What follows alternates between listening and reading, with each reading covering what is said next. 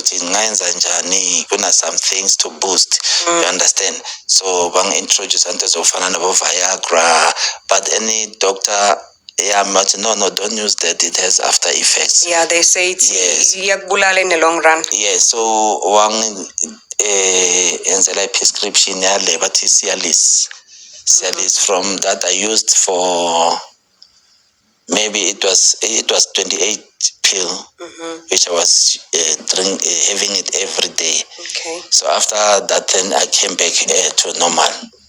Okay. Now, health-wise, I love the fact that you've mentioned ukuthi abantu abakhubazekile akusho ngoba nakukhubazekile manje bese uyano kungagezi and everything. Health-wise, what has worked for you? I can see you are very fresh. You look very clean. Ubukeka njengomuntu ozithandayo.